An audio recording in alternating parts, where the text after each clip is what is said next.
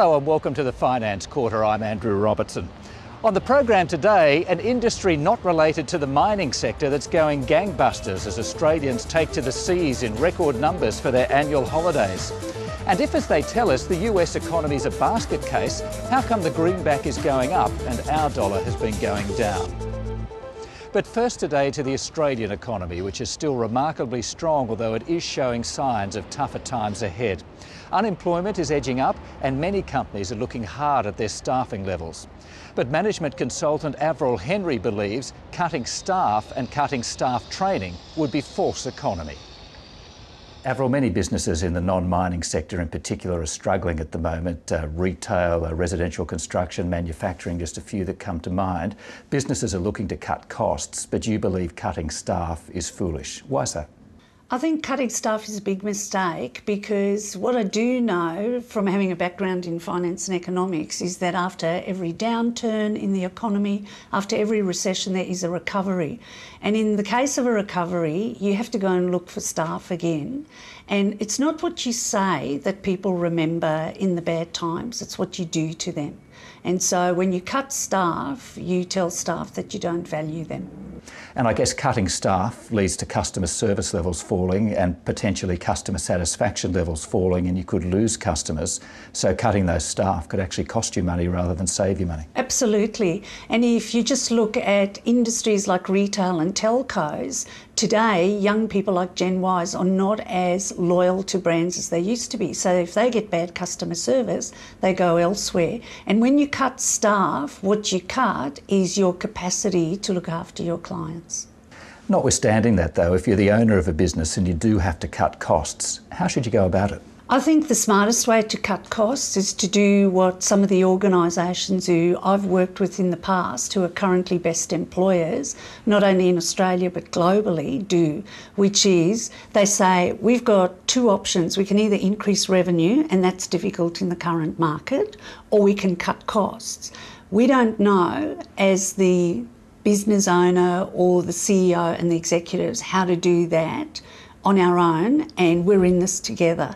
So what we need from you, the employees, are ideas around how to cut costs. And when you invite employees to be part of the solution rather than the problem because they're a cost, they will surprise you every time because they're on the shop floor, so to speak, or working with the clients or working with the technology. They know where the inefficient processes are. They know where you could potentially cut costs. And having invited staff to be part of the solution, and by keeping them and not sacking them, you believe it's very important that they be trained properly and that the training budget is not cut back.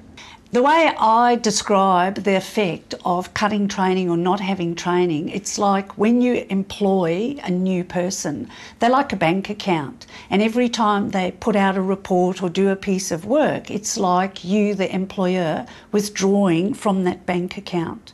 You actually have to deposit things into the bank account or it becomes overdrawn, which is not healthy. So it's about investing in your people. If you think about how much technology changes, globalisation, competition, the internet, all of those factors drive rapid change in markets. If you want your people to remain the best, because you believe you've hired the best people, then you have to invest in them. And the best employers here in Australia and around the world invest 3 times more dollars and more time in their employees than organisations who don't invest in training. And they reap the dividends in terms of productivity, performance and profitability and managing their cost base much better. Avril Henry, you've given employers a lot to think about there. Thank you for your time. Thank you very much.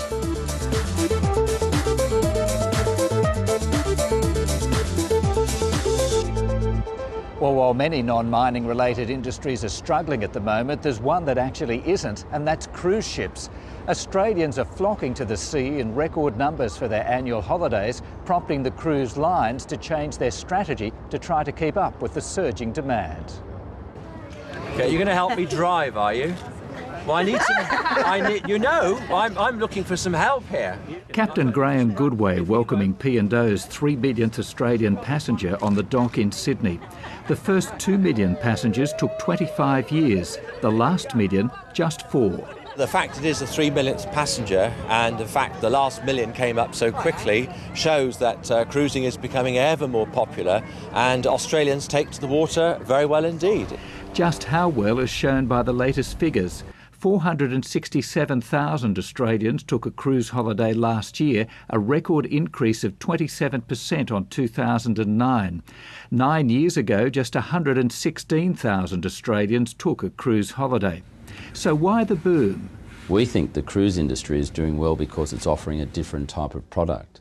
It has great destinations as part of a cruise, mainly throughout the Pacific Islands. Which are by far the most popular destination for those taking a cruise. Cruising Australia's coastline ranks second with 19% of the market. We thought it's a family-friendly holiday and with lots of fun, and we're looking forward to go to all the beautiful islands. With growth so strong and passenger numbers so high, cruising is big business. The contribution of cruise to the Australian economy is now well in excess of $1 billion. And we know that that contribution is being spread quite diversely from not only the major city and ports, but into regional areas as well. It's not just Australians enjoying the delights of this region. Foreign cruise tourists are joining them in record numbers, and that's prompting the big overseas cruise lines to send their biggest ships here as well. We are seeing an amazing trend in the size of ships being deployed here in Australia, and the next 2 years will really be evidence of that. And the size of ships determines the number of passengers being brought here and travelled around our destinations.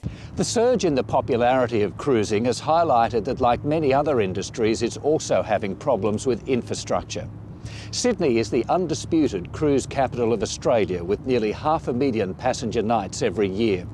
There's a cruise terminal on the other side of the Harbour Bridge there at Circular Quay. Behind me is what passes for Sydney's second terminal. For those who study the industry closely, adequate port facilities are a big issue. It's fair to say some of the landside infrastructure is dated, if not underdeveloped, and if we're to be globally competitive in cruise shipping, we need the right sort of port facilities to entice those superliners to come to our country. In Sydney, the cruise industry is lobbying hard for long-term access to the Garden Island Naval Facility, which has prompted a federal government review. But the Tourism and Transport Forum's John Lee says other ports also have their problems. You only have to look at the example of Cairns, where you actually now do have a facility, but you need to dredge the actual area because some of the larger boats can't even access that terminal.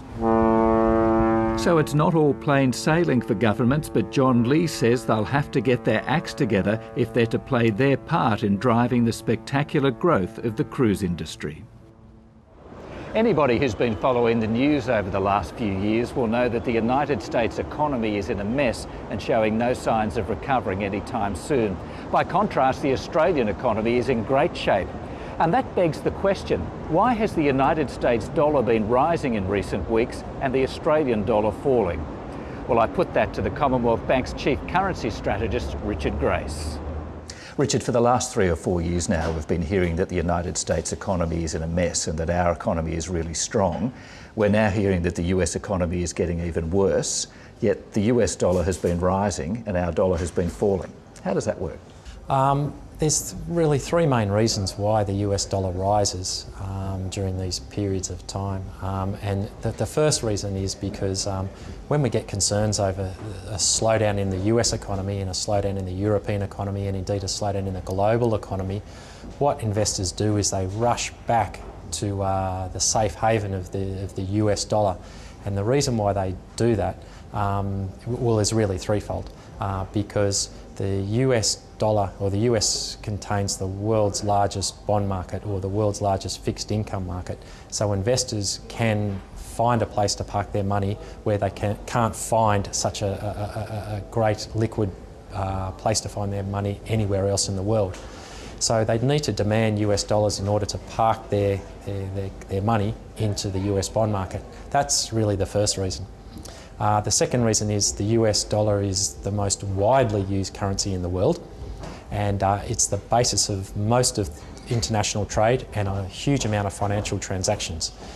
When there's concerns over a slowing of the US economy, or indeed the global economy, there's a lot of reversal of these transactions or an attempt to cover existing liabilities. So a lot of participants need to buy the US dollar in order to cover their exposure. The third reason is because the US are massive offshore equity market investors, and when there's concerns over slowing economy, not just in the US but outside the US, what they tend to do is pull money back into the US and inevitably park it back into that bond market while the downside in equity markets plays out. And this reversal of capital back into the US economy generates demand for the US dollars, and we see the US dollar rise. So it's no judgment on the relative strength or weakness of the US economy, it's simply being pragmatic and trying to protect your money? Yes, that's right. That's pretty much the size of it.